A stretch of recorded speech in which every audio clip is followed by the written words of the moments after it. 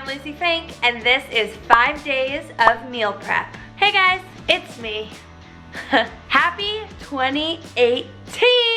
Woo! Welcome back to Try Living with Lucie. If you're new to our YouTube channel, I promise you, we are so fun, so informative, and so entertaining, so you should probably click right here to subscribe. And if you're a returning subscriber, then welcome back, and please give this video a thumbs up.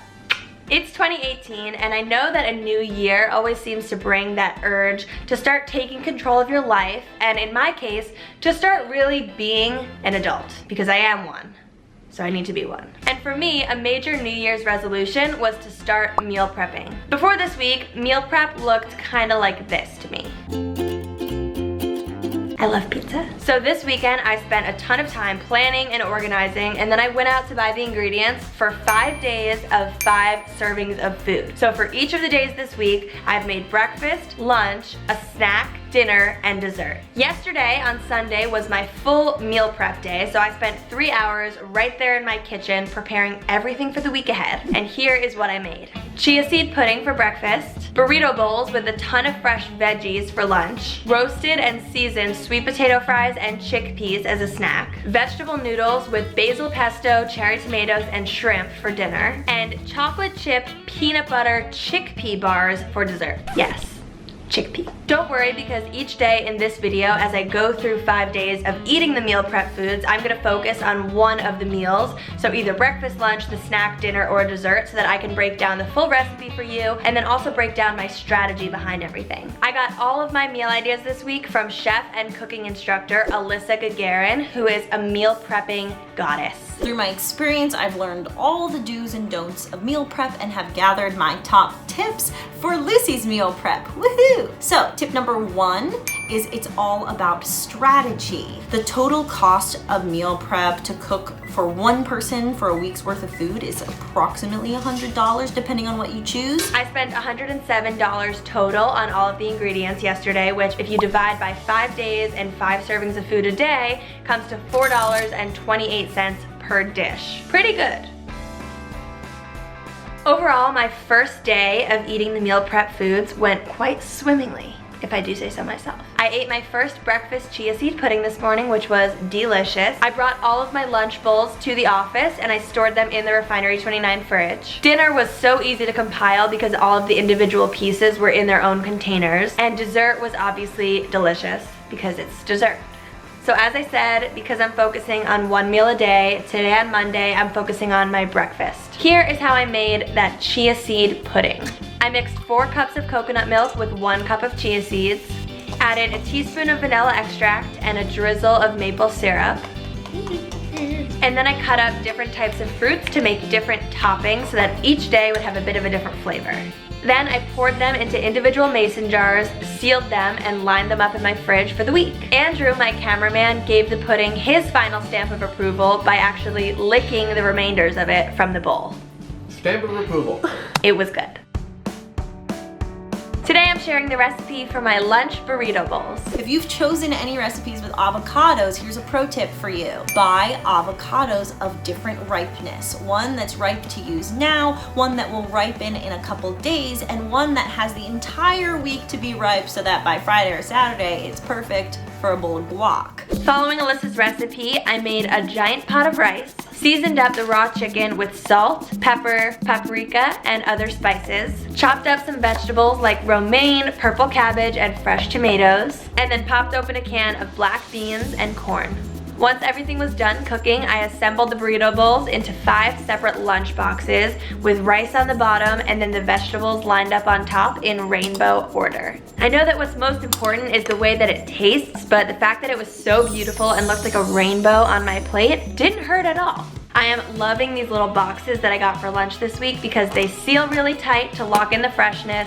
They're microwavable, they're reusable, and it's only day 2, but I'm already starting to notice how meal prep is drastically reducing the amount of waste that I'm creating throughout the day. And to make this week even more zero waste friendly, I'm using a set of bamboo kitchen utensils that I got from Lauren Singer's package free shop in Brooklyn. Hashtag trash is for tossers. I'm one of those people who cannot go between lunch and dinner without munching on something. So I decided to make a really healthy snack idea this week, but to turn it very delicious by adding spices and seasoning to it. I got pre-cut sweet potato fries and a couple of cans of chickpeas, and I seasoned them both up with olive oil, salt, garlic powder, paprika, and more. I put them onto separate trays because they needed to cook for different amounts of time at different temperatures. That was really tough for me, and it was difficult for me to balance the different temperatures with the different cook times. So at some point, I just put them both into the oven together and decided to eyeball it. Now, this is a very important thing to know about meal prep. From the footage that you've seen so far, it probably looks like first I whipped up my chia seed pudding, and then I made all of the ingredients for my lunch, and then I moved on to seasoning my snack.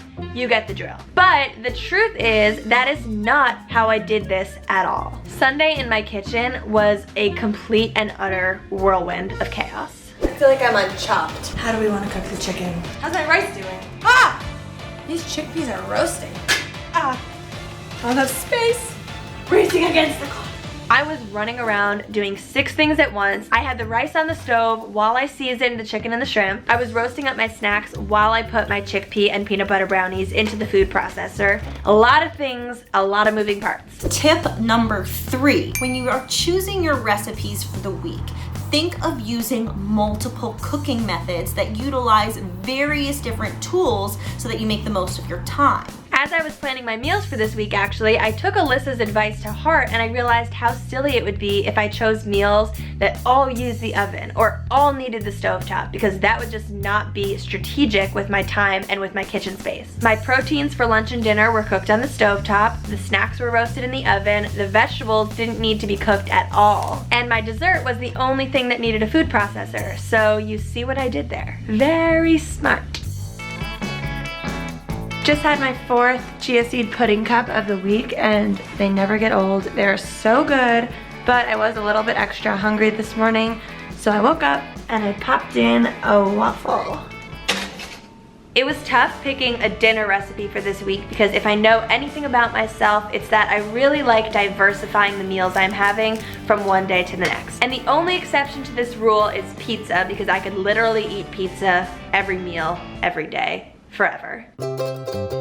But sadly, I wasn't making pizza this week, so that was tough. I needed a dinner idea that allowed me to pick and choose different pieces so I could make it differently each night. I got a vegetable noodle medley made of sweet potato noodles, squash noodles, zoodles, and more. I kept them raw so they didn't get soggy. I cooked the shrimp with salt, pepper, and olive oil. I made a basil pesto, and I halved the cherry tomatoes. The first night I made this, I just tossed all of the ingredients into a pan with olive oil, salt, and pepper, and I sauteed it up. On the second night, I changed up the flavor a bit by trying out some different seasoning and spices on top. And tonight, I was really not in the mood for a hot noodle dish. Instead, I wanted something cold and refreshing like a salad. So I kept the noodles raw and crunchy, and then instead of the basil pesto, I just squeezed some lemon juice on top. And it's not just my dinner that I'm doing this with. Actually, yesterday at lunch, I wanted to spice up the burrito bowl a little bit. So I bought a tortilla and I turned the burrito bowl into an actual burrito. And if I learned anything about myself from the experience, it's that I cannot roll a burrito for the life of me. But I do have to say that turning the bowl into a burrito made the lunch look, feel, and taste completely different. So that was good. Happy Friday, everyone. Today I'm sharing the recipe for these incredible chocolate chip peanut butter chickpea bars. Y'all ready for this? If you're one of those people who looks at a dessert made of chickpeas and seriously judges it for what it is, don't. And don't even try to imagine what this tastes like, because you just can't until you try it. And when you do try it, you'll see that it tastes like dessert, not chickpeas. This is Alyssa's recipe, and oh man, it was epic. I preheat the oven to 350, and then I mixed half a cup of natural peanut butter with 1 15-ounce can of drained and rinsed chickpeas. I added 2 tablespoons of maple syrup, 2 tablespoons of honey, 1 tablespoon of vanilla extract, half a teaspoon of salt, a 1/4 teaspoon of baking soda, and a 1/4 teaspoon of baking powder. I blended this all up in a food processor until it was smooth and shiny and delicious looking. And then I spread it into a baking dish and added chocolate chips on top. They baked for 18 minutes exactly and came out perfectly. I put them in a Tupperware and I had 2 rows with a piece of parchment paper in between, and then I stored them in the fridge to give them a fudge-like consistency. And in a few hours, I'm gonna have my final serving of dinner and dessert, and after that, I will have officially eaten all of the meal prep foods that I bought and made this weekend. Actually taking the plunge and doing this challenge calmed my fears about A, how long it would take to meal prep everything, and B, how expensive this would be. I actually think I saved money this week. Now I wanna know some of your favorite meal prep recipes, and if you've never done this before, comment below and let me know if this is something you can see yourself trying. I would highly recommend it. And as always, let me know what you want to see next time on Try Living with Lucie. Go Lucie, go Lucie, woo! If you're looking for more meal prep recipes, inspiration, or tips, find me on Instagram, subscribe on YouTube, all at Alyssa Gagarin, or my website at alyssagagarin.com. Hey YouTube, thanks for watching 5 days of meal prep. Click here to watch another video on our channel, right here to subscribe to us on YouTube, definitely click here, and right here for my personal YouTube channel. See you next time.